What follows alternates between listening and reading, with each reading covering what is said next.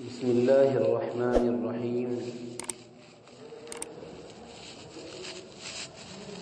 الحمد لله نحمده ونستعينه ونستغفره ونؤمن به ونتوكل عليه ونعوذ بالله من شرور أنفسنا ومن سيئات أعمالنا.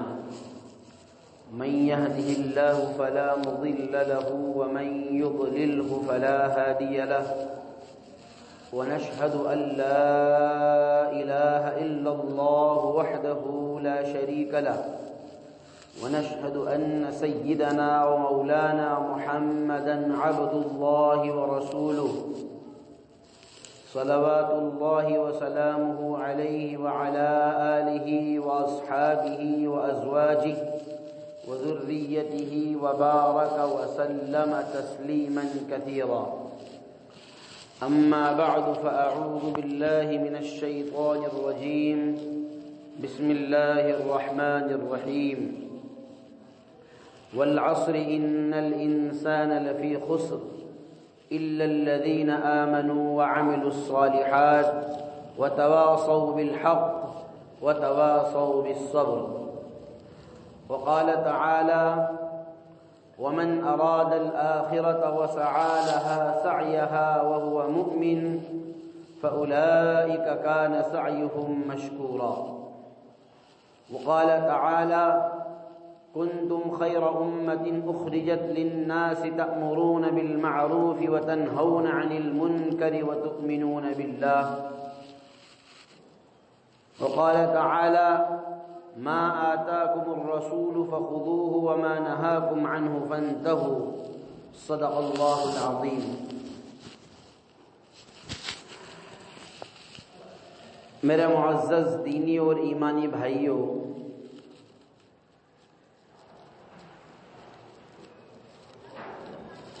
اللہ تبارک و تعالی نے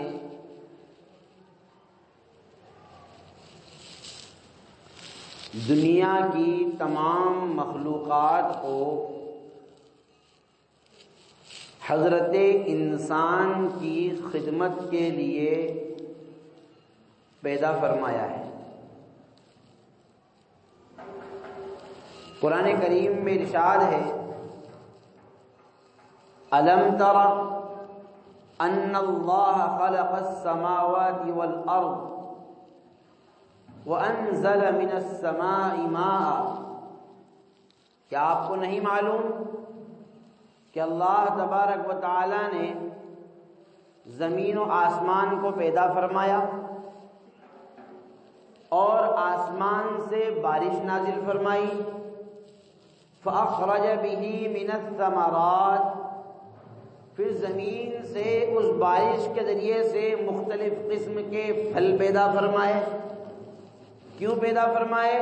رزقا لکم، تمہارا رزق بنا کر، تمہاری روزی بنا کر.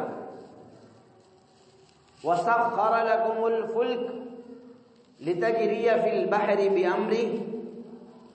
تمہارے لیے اللہ نے کشتیوں کو مسخر کر دیا. مسخر کر دیا یعنی تمہارے تابع کر دیا، تاکہ وہ سمندر میں اللہ کے حکم سے دوڑتی رہے. عجیب بات ہے، اللہ نے فرمایا تمہارے لیے مسخر کیا تاکہ وہ سمندر میں اللہ کے حکم سے دوڑے، یعنی چلے گی تمہارے اشاروں پر لیکن حکم اللہ تبارک و تعالی کا ہوگا. دنیا میں بڑے بڑے جہاز ہیں، چاہے وہ ہوائی جہاز ہو یا سمندری جہاز ہو، اسپیڈ کتنی کرنا ہے یہ آپ کے اختیار میں ہے. یہ اللہ تبارک و تعالی نے آپ کے ہاتھ میں آپ کو اختیار دے رکھا ہے کہ آپ کتنی اسپیڈ سے اس کو چلانا چاہتے ہیں، اڑانا چاہتے ہیں، لیکن اس میں حکم اللہ کا ہوگا. یہی وجہ ہے کہ جہاں اللہ کا حکم نہیں ہوتا ہے وہاں یا تو انجن فیل ہو جائے گا یا طوفان آ جائے گا یا اور کوئی بعض مرتبہ تو ایسی ٹیکنالوجی بتاتی ہی نہیں ہے کہ اس میں کوئی فالٹ ہے لیکن فالٹ ہو جاتا ہے. خود بنانے والا بھی پریشان ہو جاتا ہے کہ آخر اس میں خرابی کیا ہے, چل کیوں نہیں رہی ہے. آپ نے دیکھا ہوگا بعض مرتبہ بڑے بڑے الیکٹریشین ماہر ہر چیز چیک کر لی, کٹ آؤٹ چیک کر لیا, مین سوئچ چیک کر لیا, ہر چیز چیک کر لی, پھر کرنٹ کیوں نہیں آ رہا ہے, اسی میں 2 گھنٹے لگ جاتے ہیں. آپ تو ماہر آدمی ہیں, آپ کو تو سب پتا ہونا چاہیے. میکینک کے پاس گاڑی لے کر گئے تو ماہر آدمی ہیں, ماسٹر کہلاتا ہے. لوگ جس کی بات کی دلیل دیتے ہیں کہ اس نے بول دیا تو صحیح اور اس نے خراب بول دیا تو خراب, لیکن وہ پریشان ہو جاتا ہے. سب کچھ دیکھ داکھ لیا, پتا چلا کہ کچھ بھی نہیں تھا, کوئی بیماری نہیں تھی, خالی بیٹری کا تھوڑا وائر ڈھیلا ہو گیا تھا, اس وجہ سے سیلف نہیں لے رہی تھی. یہ بات کب پتہ چل رہی؟ 4 گھنٹے پریشان ہونے کے بعد. اللہ اپنی قدرت کے مظاہرے ایسے کراتا ہے. اور آپ یقین کیجئے بندہ مومن جب ان حالات سے گزرتا ہے تو جو ایمان والا ہوتا ہے اس کا ایمان اور مضبوط ہو جاتا ہے کہ اللہ واقعتاً اللہ ہی اللہ ہے. وہ اس کا ایمان اور مضبوط ہو جاتا ہے, اس کے ایمان میں مضبوطی آ جاتی ہے کہ یقیناً اللہ تبارک و تعالیٰ کی قدرت اسی کا نام ہے کہ میرے پاس سب کچھ ہوتے ہوئے بھی 4 گھنٹے تک مجھے سمجھ نہیں آ رہی ہے کہ یہ آخر مسئلہ کیا ہے. تو کیا فرمایا؟ وَسَخَّرَ لَكُمُ الْفُلْكَ لِتَجْرِيَ فِي الْبَحْرِ بِأَمْرِهِ, چلے گی اللہ کے حکم سے, چاہے تمہارے اشارے سے چل رہی ہے. اسی لیے قرآن کریم نے ایک دوسری جگہ اس کی منظر کشی کی. فرمایا حَتَّى إِذَا كُنْتُمْ فِي الْفُلْكِ, جب تم کشتی میں سوار ہوتے ہو, وَجَرَيْنَ بِهِمْ بِرِيحٍ طَيِّبَةٍ, اور کشتی لوگوں کو لے کر پاکیزہ اور ٹھنڈی اور مسکان والی, مسکراہٹ والی, دل کو لبھانے والی ہواؤں کے ساتھ چل رہی ہے, سب کچھ ٹھیک ٹھاک ہے. وَفَرِحُوا بِهَا, اور جو لوگ کشتی میں سوار ہیں وہ کشتی میں بیٹھ کر خوش بھی ہیں, گپیں بھی ہو رہی ہے, گپ شپ بھی ہو رہی ہے, ہنسی مذاق بھی ہو رہی ہے, سچ جھوٹ بھی ہو رہا ہے, کسی کی تعریف بھی ہو رہی ہے, کسی کی برائی بھی ہو رہی ہے, کوئی عبادت بھی کر رہا ہے, کوئی غیبت بھی کر رہا ہے, سب کچھ کشتی میں چل رہا ہے. جاءتها ریح عاصف, کہ اچانک اللہ تبارک و تعالیٰ کے حکم سے کوئی تیز تند ہوا, طوفانی ہوا آ جاتی ہے. وجاءہم الموج من کل مکان, اور چاروں طرف سے پانی کی موجیں تھپیڑے مارنا شروع کر دیتی ہے. آپ کشتی میں بیٹھے ہوئے ہیں لیکن پانی کا تھپیڑا ادھر سے بھی آ رہا ہے, ادھر سے بھی آ رہا ہے. آپ کبھی سمندر کے کنارے گئے ہوں تو آپ نے دیکھا ہوگا جب پانی کا ریلا آتا ہے اور جو وہاں دیوار اگر کہیں بنی ہوئی ہوتی ہے تو وہ ایسا ہے, جب اس کے ٹکرانے پہ ایسی چپاک کر کے آواز آتی ہے جیسے یہ کسی تماچا مارا ہو. آواز آتی ہے کہ نہیں آتی ہے؟ تو وہ موج کشتی کے اوپر لگ رہی ہے. وَظَنُّوا أَنَّهُمْ أُحِيطَ بِهِمْ, اور بیٹھنے والوں نے یہ گمان کر لیا اب تو چاروں طرف سے پھنس چکے ہیں, ان موجوں نے ہمارا گھیراؤ کر لیا ہے, بچنے کی کوئی سبیل نہیں ہے. اب کیا ہونا ہے؟ دعوا اللہ مخلصین لہ الدین, ایسی صورتحال میں اللہ تبارک و تعالیٰ کو جتنے اخلاص کے ساتھ اس وقت میں پکار سکتا ہے, اخلاص کا سب سے اعلیٰ موقع یہی ہوتا ہے, اس سے زیادہ اخلاص کبھی ہو ہی نہیں سکتا ہے. بندہ مومن ہوگا تو وہ تو اللہ کا نام لے کر پکارے گا. اگر اس بھنور میں پھنسنے والا ایمان والا ہے تو وہ تو اللہ کا نام لے کر پکارے گا, کلمہ توحید پڑھے گا, کلمہ شہادت پڑھے گا, کوئی قرآن کی آیت پڑھے گا. لیکن اگر کافر بھی ہے, غیر ایمان والا بھی ہے, تو وہ اپنے بھگوان کو نہیں پکارے گا, یہ گارنٹی ہے. اپنے بھگوان کو نہیں پکارے گا، اللہ کا اگر نام نہیں لے گا تو اتنا ضرور کہے گا اب تو زندگی اور موت اوپر والے کے ہاتھ میں ہے۔ وہ اللہ کا نام چاہے نہیں لے رہا ہے لیکن کیا کہے گا، اب تو اوپر والا بچائے گا تو ہی بچ سکتے ہیں، کیوں اب نیچے والے کہاں چلے گئے؟ قرآن کریم یہ سب چوٹ مارتا ہے ہمارے ایمان کو بنانے کے لیے، ہمارے عقائد کو مضبوط کرنے کے لیے، ہمارے اندر ایمانی جذبے کو پیدا کرنے کے لیے۔ اور کیا دعا کرتے ہیں، لئن انجیتنا من هذه لنکونن من الشاکرین، اگر یہاں سے بچ گئے تو بہت ہی شکر گزار، نیک، صالح، دیندار بن جائیں گے۔ لیکن فلما انجاہم اذا هم یبغون فی الارض بغیر الحق، جب اللہ نجات دے دیتا ہے اور اس بھنور سے چھٹکارا مل جاتا ہے تو پھر بغاوت پر آمادہ ہو جاتے ہیں۔ تو وسخر لکم الفلک لتجری فی البحر بامری وسخر لکم الانہار، اللہ نے تمہارے لیے نہروں کو مسخر کر دیا، نہروں کو تمہارے تابع کر دیا۔ کیسے تابع کر دیا؟ یعنی جگہ جگہ جو نہریں، کچھ نہریں تو وہ ہیں جو اللہ تبارک و تعالیٰ نے پیدا فرمائی ہیں، اور کچھ نہریں وہ ہیں جو بندوں نے اپنے کسب کے ذریعے سے، اپنی محنت کے ذریعے سے، اللہ تبارک و تعالیٰ کی نصرت اور اللہ کی حمایت کے ذریعے سے بڑی بڑی ندیوں میں سے کاٹ کر جیسے ہمارے زمانے میں نکال دی، وہ بھی اللہ نے تمہارے لیے مسخر کی۔ کیسے مسخر کی؟ کہیں تو تم وہاں سے پائپ لائن ڈال کر اپنے کھیتوں تک پانی پہنچاتے ہو، کہیں تو وہ پائپ لائن پورے شہروں میں پھیلا دی گئی ہے کہ گھروں میں پینے کا پانی، استعمال کا پانی ان نہروں سے چلتا رہے۔ وسخر لکم الانہار وسخر لکم الشمس والقمر دائبین، سورج اور چاند کو تمہارے لیے، دونوں کو تمہارے لیے ایسا مسخر کر دیا کہ تم سورج سے اپنے فائدے اٹھاتے ہو اور چاند سے بھی اپنے فائدے اٹھاتے ہو، چاند کی تاریخ کا استعمال کرتے ہو، چاند کی چاندنی سے کتنے اناج پکتے ہیں، اس کی چاندنی سے کتنے فروٹ پکتے ہیں، سورج کی تپش سے، اس کی گرمی سے کتنے اناج پکتے ہیں۔ ظاہر سی بات ہے اللہ نے ان کے اندر ایسی چیزیں رکھی ہیں، اگر چاند اپنی چاندنی نہ دے تو پھلوں میں مٹھاس آنا بند ہو جائے، سردی اگر نہ ہو تو اللہ نے سردی کی قدرت ایسی رکھی ہے کہ سردی جتنی زیادہ ہوگی امرود کے اندر مٹھاس اتنی زیادہ پیدا ہوگی، پپیتے کے اندر قدرتی طور پر مٹھاس اتنی زیادہ پیدا ہوگی، گنے کے اندر مٹھاس اتنی زیادہ پیدا ہوگی، ایک نہیں کئی،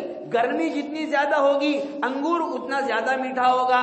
تو ایسا ایک نہیں کئی اناج ہیں، کئی پھل ہیں جو سورج اور چاند دونوں کے نظام سے منسلک ہیں۔ اور کیا فرمایا، وَآتَاكُم مِّن كُلِّ مَا سَأَلْتُمُوهُ، اللہ نے تم کو ہر ضرورت کی چیز عطا فرمائی ہے، ہر ضرورت کی چیز تم کو دی۔ کتنی دی؟ اتنی دی کہ تمہارے بس سے باہر ہے۔ اس لیے فرما دیا وَإِن تَعُدُّوا نِعْمَتَ اللَّهِ لَا تُحْصُوهَا، کہاں تک شمار کرو گے تم، کس کو گنو گے؟ پیدائش سے لے کر تمہیں تو ہوش جب سنبھال رہے ہو، جب تم 5 یا 6 سال کے ہو رہے ہو تب سے تمہیں یاد ہے۔ جب بہت سارے لوگ بولتے نا مجھے اچھی طریقے سے یاد ہے، میں 6 سال کا تھا، میرے دادا کے ساتھ جایا کرتا تھا اور وہاں ایسا ہوا کرتا تھا، تو اس سے پہلے کا کیا یاد ہے تجھے؟ ارے اس سے پہلے جو اللہ کی نعمتیں لی ہے وہ کہاں ہے؟ اسی لیے قرآن نے فرمایا وَإِن تَعُدُّوا نِعْمَتَ اللَّهِ لَا تُحْصُوهَا، دنیا میں آئے ہو پہلی سانس سے گنانا شروع کرو۔ ارے جب تم بستر میں پیشاب کر دیا کرتے تھے وہ ضروریات کس نے پوری کی؟ تمہیں بھوک لگتی تھی، دودھ کی ضروریات کون پوری کرتا تھا؟ گرمی کے ضروریات، سردی کے ضروریات، تم سب کچھ کرنے کے باوجود تم رو رہے ہو، پتہ چلا کہ سر میں درد ہے، ڈاکٹر کے پاس کون لے کر گیا، سر درد کی گولی دے دی پھر بھی رونا بند نہیں ہو رہا ہے، پتہ چلا پیٹ میں درد ہے، آنکھ میں سوجن ہے۔ یہ سب چیزیں کیا؟ یہ اللہ کی وہ نعمتیں ہیں جن کو انسان شمار نہیں کر سکتا ہے۔ پھر بھی کیا قرآن نے آگے کیا فرمایا، ان الانسان لظلوم کفار، انسان بڑا ظالم اور بڑا ناشکرا ہے۔ یعنی ایک تو نعمتوں کا تقاضا تو یہ تھا کہ اللہ وحدہ لا شریک پر ایمان لایا جاتا اور اس کی تمام نعمتوں کے شکرانے میں جیسا وہ حکم دے رہا ہے اس کے مطابق زندگی گزاری جاتی. یہ تقاضا تھا نعمتوں کا. لیکن اللہ نے فرمایا کہ لظلوم کفار، ظالم بھی ہے اور ناشکرا بھی ہے.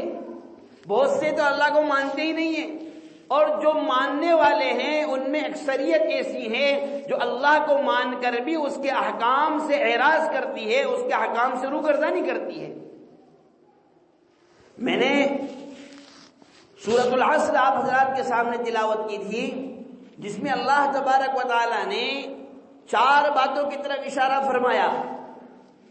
کامیابی کے 4 راز اللہ تبارک و تعالی نے بیان فرمائے، اور اللہ نے قسم کھا کر، زمانے کی قسم کھا کر بیان فرمایا. والعصر، قسم ہے زمانے کی.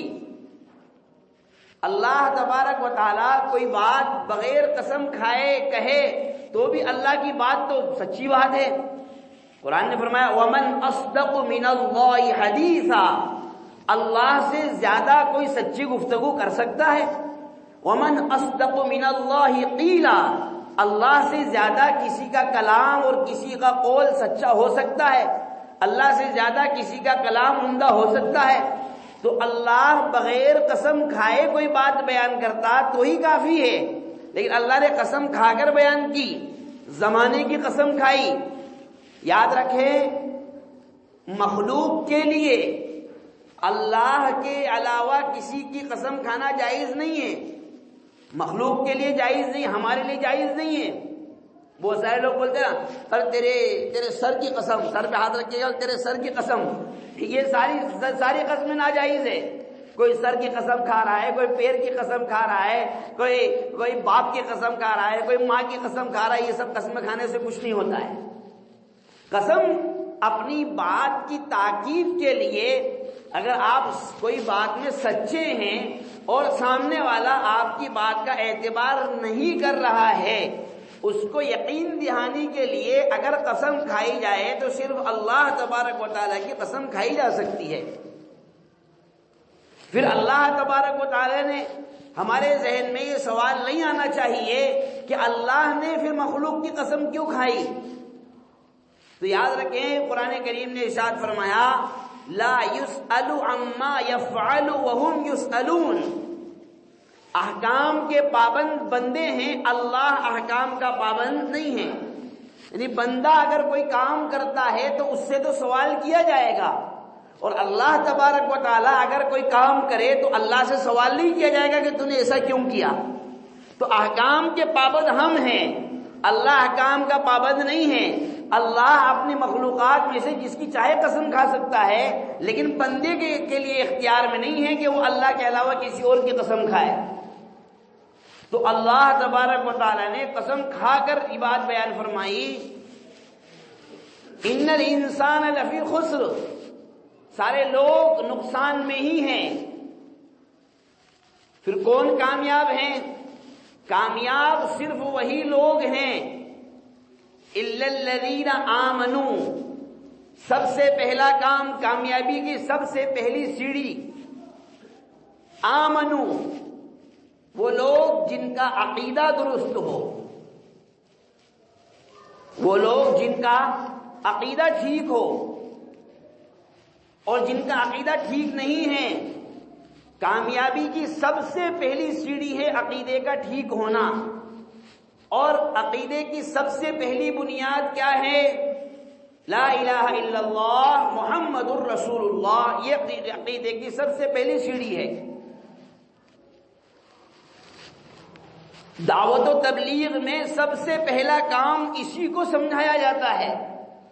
جناب رسول اللہ صلی اللہ علیہ وسلم نے جب دعوت کی ابتدا کی، تبلیغ کی جب ابتدا فرمائی، تو سب سے پہلا خطاب، سب سے پہلا آپ کا بیان اسی بنیاد پر تھا کہ سب سے پہلا کام آپ نے یہ سکھلایا کہ عقیدہ ٹھیک کرو. اس لیے کہ اگر عقیدہ ٹھیک نہیں ہے تو آدمی ترقی کے کتنے ہی زینے چڑھ جائے اس کو کامیابی کی راہ پر نہیں چل سکتا. عقیدے کا ٹھیک ہونا کتنا ضروری ہے اس کا اندازہ آپ اس سے لگائیں کہ دیکھو انسان کے لیے سب سے مشکل کام ہوتا ہے اپنے گھر والوں سے لڑائی جھگڑا مول لینا، اپنے محلے والوں سے، اپنے خاندان والوں سے، اپنے رشتہ داروں سے لڑائی جھگڑا کرنا اور ان سے بائیکاٹ کرنا یا ان کے بائیکاٹ کو برداشت کرنا، یہ سب سے مشکل کام ہوتا ہے۔ اور دوسرا سب سے مشکل کام ہوتا ہے دین کی بنیاد پر، ایمان کی بنیاد پر، اللہ کے خاطر، رسول کے خاطر، رسول اللہ صلی اللہ علیہ وسلم کے خاطر، کسی بھی نبی کے خاطر، کسی بھی نبی پر ایمان لانے کی وجہ سے جیل کاٹنا، یہ بڑا مشکل کام ہوتا ہے کسی بھی انسان کے لیے۔ اس لیے آپ دیکھیے معاشرے میں ہم اپنے معاشرے کا، اپنے محاورے کا جائزہ لیں تو ہمارے پاس یوں بات کرنے کے لیے تو بہت ساری باتیں ہیں کہ معاشرے سے اس بیماری کا بھی خاتمہ ہونا چاہیے، جہیز کا بہت زیادہ چلن ہو چکا ہے، اس پر بین لگنا چاہیے، مہر بہت کم ہے اس کو بڑھنا چاہیے یا زیادہ ہے اس میں کم ہونا چاہیے، شادی میں بہت خرافات ہونے لگی ہے اس پر بھی بین لگنا چاہیے، اس پر غور کرنا چاہیے، اصلاح معاشرے کے عنوان سے بیانات ہونا چاہیے۔ یہ ساری کی ساری ان باتوں کے لیے ہر آدمی کے پاس وقت ہے اور ہر آدمی کہتا ہے، لیکن آدمی مجبور کہاں ہو جاتا ہے جب خود اس کے گھر میں کوئی پروگرام ہوتا ہے تو وہ یہ کام نہیں کر پاتا ہے۔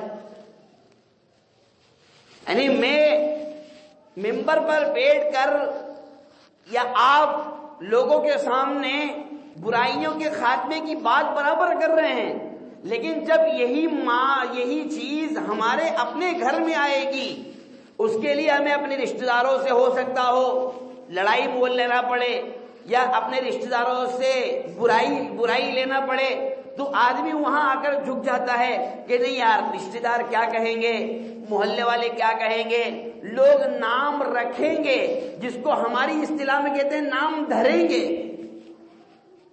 یہاں آ کر آدمی مجبور ہو جاتا ہے۔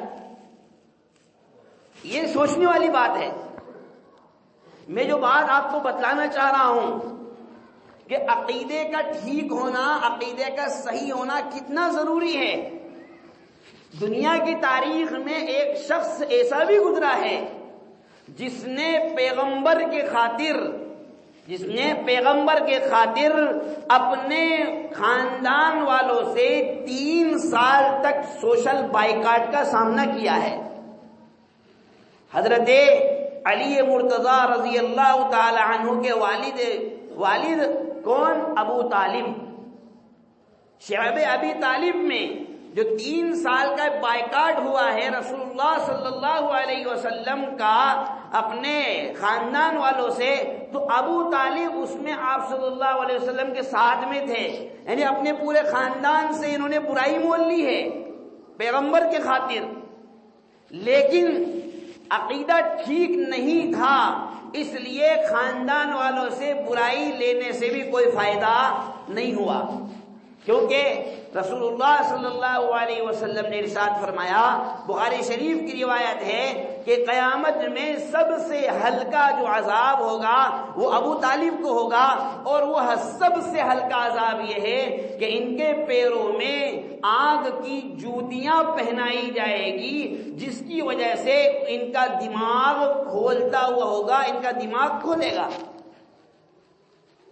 رسول اللہ صلی اللہ علیہ وسلم نے انہیں آخری دم تک اس بات کو سمجھایا کہ آپ عقیدہ ٹھیک کر لیجئے، آپ ایک مرتبہ کہہ دیجئے یا عمی انت فقلها احاج لك بها عند اللہ یوم القیامہ، میں آپ ایک مرتبہ کہہ دیجئے لا الہ الا اللہ محمد الرسول اللہ، میں قیامت کے دن اللہ تبارک و تعالیٰ کے سامنے آپ کا وکیل بن جاؤں گا اور آپ کو جہنم سے چھٹکارا مل جائے گا۔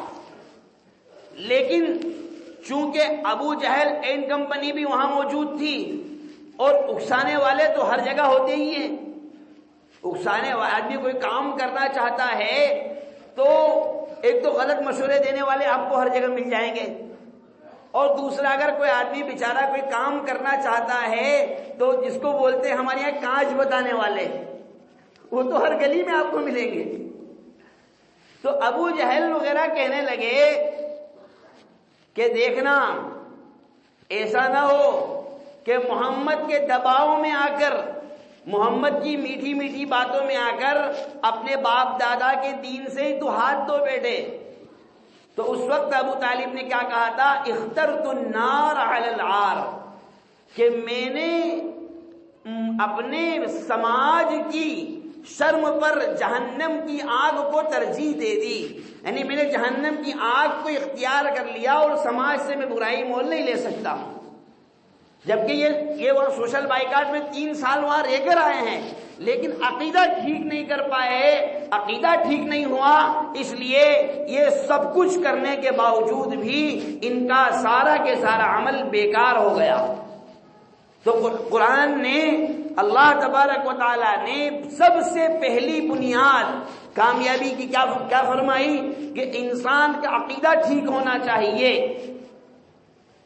جب تک کہ وہ مضبوط ایمان کے ساتھ نہیں ہے، جب تک کہ وہ ایمان اس کے پاس نہیں ہے، آگے کوئی عمل وہ کر ہی نہیں سکتا ہے، اور کرے گا تو کوئی کام کا بھی نہیں ہے۔ اس لیے جب عقیدہ ٹھیک ہو گیا تو اگلی بات ارشاد فرمائی، ان الا الذین آمنوا وعملوا الصالحات۔ کامیابی کا دوسرا زینہ کیا ہے؟ کامیابی کا دوسرا زینہ یہ ہے کہ آدمی کا عمل سنت کے مطابق ہو۔ عمل صالح سے مراد کیا ہے؟ عمل صالح سے مراد ہر وہ عمل ہے جو سنت کے مطابق ہو، اور سنت اللہ تبارک و تعالیٰ نے جو احکام جاری فرما دیے ہیں، چاہے وہ فرائض کے قبیل کے ہوں، واجبات کے قبیل کے ہوں، سنن کے قبیل کے ہوں، مستحبات کے قبیل کے ہوں، جو احکام قرآن میں، احادیث میں، رسول اللہ صلی اللہ علیہ وسلم کی سیرت طیبہ میں، یا خلفائے راشدین نے قرآن و احادیث کی روشنی میں، یا فقہاء نے قرآن احادیث سے جو مستنبط کر کے احکام جاری فرمائے ہیں، ان احکام پر عمل کرنا یہ عمل صالح میں شامل ہے۔ یہ ترقی کا دوسرا زینہ ہے۔ سب سے پہلا کام عقیدہ ٹھیک ہو، دوسرا کام عمل سنت کے مطابق ہو، اور تیسرا عمل یہ کرے وَتَوَاصَوْا بِالْحَقِّ۔ انسان خود تو عمل کرے ہی، تیسرا زینہ چڑھنے کے لیے نیک عمل کی، عمل صالح کی، سنت کے مطابق، قرآن اور حدیث کے ضابطوں کے مطابق عمل صالح کی دعوت بھی چلائے۔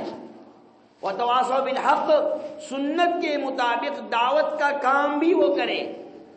جو احکام رسول اللہ صلی اللہ علیہ وسلم نے لوگوں تک دعوت پہنچانے کے جو طریقہ کار رسول اللہ صلی اللہ علیہ وسلم کے زمانے میں اختیار کیے گئے تھے، وہ ان طریقہ کار کو آدمی اختیار کرے۔ وتواصوا بالحق، یہ تیسرا زینہ ہے۔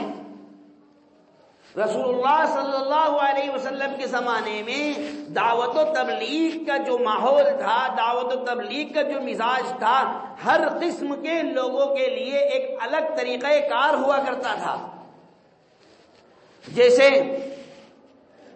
کچھ لوگ وہ ہیں جو اہل ایمان ہیں، تو اب ان کو اعمال سکھلانا ہے، ان کو اعمال کی فضیلت بتلانا ہے، اعمال کی فضیلت پر لا کر ان کو کھڑا کرنا ہے، اور جو اعمال پر آ چکے ہیں ان کے اعمال میں استقامت کیسے آئے، ان کے اعمال میں دوام کیسے آئے، ان کے اعمال میں اور زیادہ نکھار کیسے آئے، اس کی ایک مستقل محنت تھی۔ اور جو لوگ بالکل ایمان سے غافل ہیں ان کے سامنے ایمان کی دعوت پیش کرنا ہے۔ یہ سارے کے سارے نظام رسول اللہ صلی اللہ علیہ وسلم کے زمانے میں جاری ہوا کرتے تھے، جس کو قرآن کریم نے تواصی بالحق سے تعبیر کیا کہ ہر سنت کی دعوت کو عام کرنا، رسول اللہ صلی اللہ علیہ وسلم کے ہر طریقہ کار کو عام کرنا۔ اور تواصی بالحق اس امت کا ایسا امتیاز ہے، اس امت کی ایسی خصوصیت ہے کہ اسی کی بنیاد پر یہ کہہ لیا جائے کہ اللہ تبارک و تعالیٰ نے اس کو خیر امت کا لقب دیا، کیونکہ تواصی بالحق میں امر بالمعروف اور نہی عن المنکر کی ساری شاخائیں تواصی بالحق میں شامل ہے۔ قرآن کریم نے اس امت کو جو بہترین امت کا خطاب دیا کہ تم بہترین امت ہو، کنتم خیر امت اخرجت للناس تأمرون بالمعروف وتنہون عن المنکر، امر بالمعروف اور نہی عن المنکر کی بنیاد پر تم کو بہترین امت کا خطاب دیا گیا۔ تو امر بالمعروف اور نہی عن المنکر کا خلاصہ یہ ہے کہ انسان خود اپنا عقیدہ ٹھیک کرے، اپنے آپ کو اعمال پر تیار کرے، اپنے آپ کو اعمال پر کھڑا کرے، اور جو لوگ عمل کرنے میں کمزور ہیں ان کے سامنے عمل کی کیا تفصیل ہونا چاہیے اور ان کو عمل پر کیسے لا کر کھڑا کرنا چاہیے، اس بات کی محنت اور اس بات کی کوشش کرے۔ اور جب آدمی اس پر جم جائے گا تو ممکن ہے مخالف سمت چلنے والی ہوائیں، باطل کی طرف سے اٹھنے والی آوازیں تمہاری اس تحریک کو ناکام کرنے کی کوشش کرے گی، تمہیں دبانے کی کوشش کرے گی۔ تو قرآن کریم نے چوتھا زینہ اور چوتھی سیڑھی کامیابی کے بیان فرمائی، وَتَوَاصَوْا بِالصَّبْرِ، کہ عمل عقیدہ ٹھیک کرنے پر، عمل سنت کے مطابق کرنے پر، اور سنت کے مطابق دعوت پیش کرنے پر، سنت کے مطابق احکام کی تبلیغ کرنے پر، سنت کے مطابق دین کی اشاعت کرنے پر جو بھی تکلیفیں آئیں، جو بھی مصیبتیں آئیں، جو بھی پریشانیاں آئیں، ان پریشانیوں کو خندہ پیشانی کے ساتھ برداشت کرنا، اور اس موقع پر اپنے نبی جناب رسول اللہ صلی اللہ علیہ وسلم کی حالات زندگی کو سامنے رکھنا، انبیاء علیہ السلام کی سیرت طیبہ کو سامنے رکھنا، انہوں نے کس طور پر ان حالات کا مقابلہ کیا اور کیسے ان مخالف ہواؤں کو انہوں نے برداشت کیا، اس کو برداشت کرنا، اس پر عمل کرنا، یہ تواصی بالصبر میں شامل ہے۔ کہ تمہیں مخالفین کی جانب سے جو آوازیں اٹھے گی ان آوازوں سے گھبرانا نہیں ہے، تمہیں صبر سے اور استقامت کے ساتھ کام لینا ہے، اس لیے کہ اگر تم صبر اور استقامت کے ساتھ کام نہیں لوگے تو ممکن ہے تمہارے جمائے قدم اکھڑ جائیں، اور جب جمائے قدم اکھڑ جائیں گے تو تم ہو سکتا ہو اپنے آپ کو تو کسی ترکیب سے سنبھالا دے دو، اپنا ایمان تو کسی بھی ترکیب سے بچا لو، لیکن تمہارے بعد میں آنے والی نسل کی کوئی ضمانت نہیں ہے کہ وہ بھی آپ کی طرح تو اپنے ایمان کو بچانے میں کامیاب ہو جائے۔ اس لیے یہ سب سے بڑی ذمہ داری ہے، اور یہ ساری باتیں وہ ہیں جو دعوت و تبلیغ کے اصول میں شامل ہیں۔ دعوت و تبلیغ کے اندر یہ ساری باتیں سکھلائی جاتی ہیں، اور ان ساری باتوں کو عام کرنے کی باقاعدہ تعلیم دی جاتی ہے۔ ہم لوگ چونکہ اپنے آپ کو احکام سے وابستہ رکھ نہیں پاتے ہیں، اپنے آپ کو قرآن اور حدیث سے وابستہ رکھ نہیں پاتے ہیں، اپنے آپ کو شریعت اسلامیہ کے احکام میں غور و فکر کرنے کا ہمیں موقع نہیں مل پاتا ہے، اب ہماری مشغولیاں اتنی زیادہ ہوتی ہیں کہ ٹائم ہی نہیں مل پاتا ہے، اس لیے یہ باتیں ہمیں نہیں معلوم ہوتی ہے، جبکہ یہ ہماری ذمہ داریوں میں شامل ہیں، یہ ہماری ضروریات میں شامل ہے اور ہمارے ضروری احکام میں شامل ہے۔ اس لیے اس وقت میں جو سب سے اہم ترین چیز، سب سے اہم بات جو ہم سب کے لیے ضروری ہے وہ یہ ہے کہ ہم اپنے عقیدے کو ٹھیک کرنے کی کوشش کریں، اپنے ایمان کو بچانے کی بھی کوشش کریں، بنانے کی بھی کوشش کرے، سنوارنے کی بھی کوشش کرے، اور اس کو سنوارنے کے بعد پھر اللہ تبارک و تعالیٰ سے ثواب کی امید بھی ہم رکھیں۔ سب سے پہلے ایمان کو قبول کرنا ہے، اللہ تبارک و تعالیٰ نے وہ نعمت ہمیں عطا فرمائی، اس کے بعد ایمان کو بچانا ہے۔ ایمان بچے گا کیسے؟ عقائد کو مضبوط کرنے کی بنیاد پر۔ اس کے بعد میں ایمان کو بنانا ہے، وہ بنے گا کیسے؟ سنت کے مطابق، رسول اللہ صلی اللہ علیہ وسلم کے بتائے ہوئے طریقوں کے مطابق اپنی زندگی بھی گزارنا ہے، اور جہاں جہاں تک پہنچانے کی ہماری ذمہ داری ہے اس کو بھی عمل میں لانا ہے، اس سے ایمان بچے گا بھی، ایمان بنے گا بھی، اور جب عمل پر مضبوطی ہو جائے گی، ایمان پر استقامت کے ساتھ جمع ہو جائے گا، تو پھر ایمان جب سنورے گا اور ایمان جب سنور جائے گا، اس میں زینت پیدا ہو جائے گی، اس میں خوبصورتی پیدا ہو جائے گی، تو بندے کا اللہ تبارک و تعالیٰ سے ایسا مضبوط ربط ہو جائے گا کہ دنیا کی ہر چیز اور وہ چیز جو اللہ کی یاد سے بندے کو غافل کرنے والی ہو، یہ بندے کو بری لگنے لگے گی، اور یہ ایمان کا اور تقوی کا سب سے اعلیٰ درجہ ہے۔